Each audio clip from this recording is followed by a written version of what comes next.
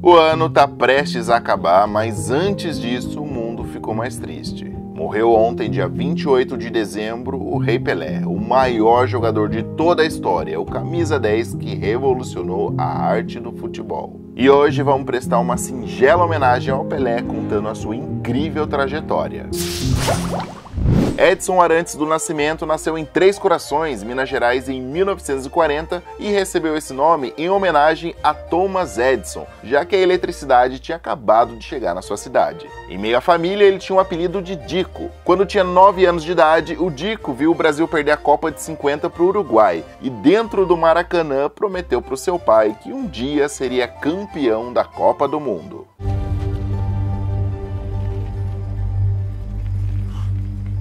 Vou ganhar a Copa do Mundo pelo Brasil, pai.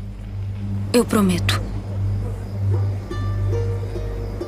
O Dico era um menino apaixonado por futebol que adorava um jogador do Vasco de São Lourenço, só que ele não sabia pronunciar direito o nome do jogador. Era o goleiro Bilé, mas como ele não sabia falar direito esse nome, a molecada acabou apelidando o Dico de Pelé. Nascia ali um apelido que virou um nome, um ícone, uma lenda que revolucionaria a história do futebol. Meu pai sempre dizia que o seguinte, olha, sabe quando você vai ser um grande jogador?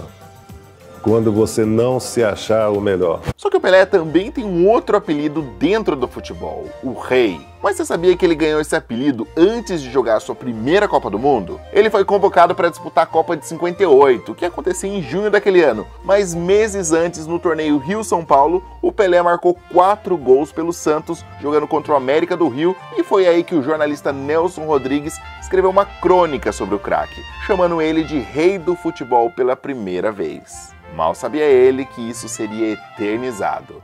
Ele anda em campo com uma autoridade irresistível e fatal. Ele é um rei.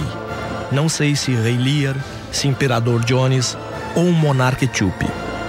Racialmente perfeito, do seu peito parecem pender mantos invisíveis.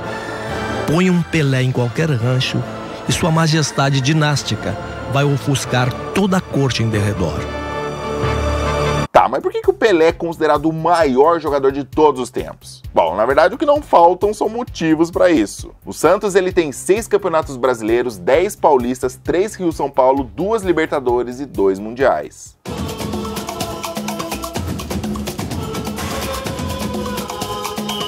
Além disso, o Rei marcou mais de 1000 gols com a camisa santista, foi o artilheiro mais jovem do Campeonato Paulista com 17 anos, recordista de gols em um mesmo Campeonato Paulista com 58 gols e foi o maior artilheiro da história de uma temporada, marcando 129 gols em um único ano, em 1959. Já na seleção brasileira, o Pelé tem o recorde de jogador mais jovem do planeta a ganhar uma Copa, em 58, com apenas 17 anos. O craque balançou a rede 77 vezes vestindo a amarelinha e simplesmente é o jogador que mais ganhou Copas do Mundo na história do futebol, 58, 62 e 70. Além, claro, dos lances inesquecíveis que deixaram o mundo boquiaberto com a sua genialidade imprevisível. Direto para a área, no alto Pelé! Além disso, em 81, o Pelé foi eleito por jornalistas do mundo inteiro o atleta do século. E ali na virada para o ano 2000, ele recebeu da FIFA o prêmio de melhor jogador do século. Os brasileiros com certeza têm um bom motivo para aumentar a autoestima e acreditar que os últimos 100 anos valeram a pena.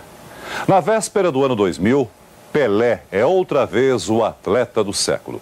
O 1000º gol do craque foi um evento que ganhou as notícias do mundo inteiro. Ele aconteceu em 19 de novembro de 69, num jogo contra o Vasco da Gama no estádio do Maracanã. Aos 33 minutos do segundo tempo, o placar marcava 1-1 e o Santos descia para o ataque com Pelé, que foi derrubado dentro da área. Pênalti. O lançamento é feito, vai lá Pelé, é pênalti!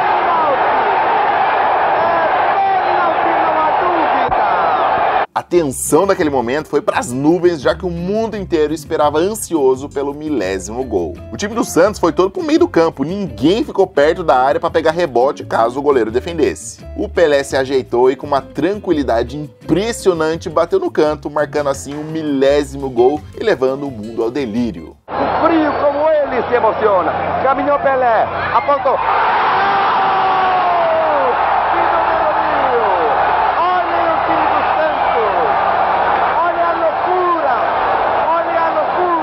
Curiosamente, a marca do milésimo gol poderia ter vindo antes, no jogo contra o Botafogo da Paraíba, quando ele fez seu gol de número 999. Só que durante o jogo, o goleiro do Santos se contundiu, aí o Pelé fez o que ninguém esperava, ele trocou a chance de marcar o milésimo gol para substituir o goleiro, e sim, ele jogou o resto do jogo defendendo o gol. Aliás, essa já era a terceira vez que o Pelé dava um de goleiro pelo Santos. Pelé fez a defesa na bola que era chutada de longa distância. Em 1969, o Pelé foi fazer alguns jogos amistosos na África, jogando pelo Santos. Nessa época, estava rolando uma guerra na Nigéria. A presença do Pelé na África simplesmente fez com que a guerra fosse pausada no dia do jogo para que todo mundo pudesse assistir a partida. O dia em que Pelé entrou em campo e adiou uma guerra. O governante de lá usou uma partida do Santos com Pelé para mandar uma mensagem para o mundo dizendo que tudo ficaria em paz no país.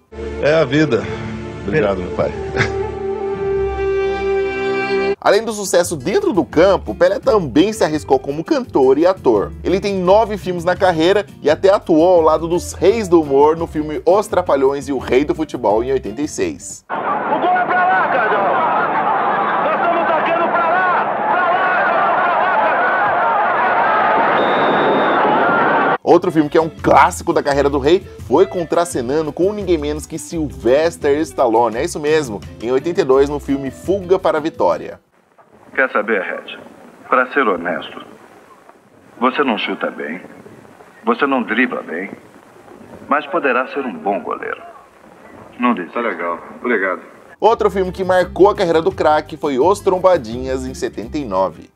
Você é o Pelé? Não. O Pelé também tomou as páginas dos jornais e revistas por conta dos seus romances. Ele foi casado 3 vezes e namorou Miss Brasil, empresária e até cantora. Um dos relacionamentos mais famosos do rei foi justamente com a rainha dos baixinhos, a Xuxa. Eles namoraram por 6 anos e apesar da grande diferença de idade, a Xuxa fala até hoje que ele foi o primeiro grande amor da sua vida. Chocolate bate o meu coração. Agora acertei. A Xuxa disse em entrevista que se apaixonou pelo Pelé, o Dico, né, aquele rapaz humilde, mas que a parte do Pelé jogador famoso ela não soube lidar. Eu acho que eu me apaixonei muito pelo Dico, aquele cara que era muito chegado à família, que era a minha família e era muito divertido, era muito... Agora, quando tinha essa outra coisa, me deu uma confusão. Com uma carreira tão brilhante no futebol, foi preciso fazer 3 despedidas para o jogador na carreira profissional. A primeira rolou em 71, no amistoso entre Brasil e Iugoslávia, no Maracanã, num jogo que acabou 2-2.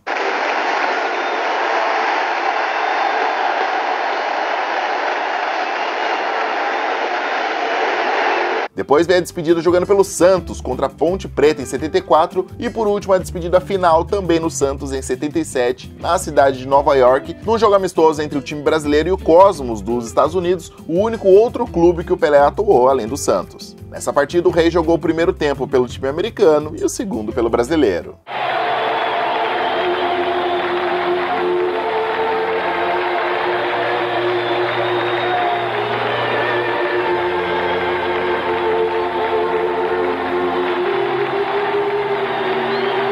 Agora, esse mundo cada vez mais melancólico se despede do maior e mais genial do futebol. Aquele que desde a infância driblou todas as adversidades e fez golaço por onde passou. E assim ele será lembrado, correndo, driblando, sorrindo, fazendo arte com a bola nos pés. O maior de todos do futebol se foi, mas de alguma forma ele está aqui, no coração de cada brasileiro, nos gramados dos campos, em cada vento que sopra pelos estádios e em todo grito de qualquer torcida apaixonada por futebol. Pelé está e sempre estará vivo. Obrigado, rei.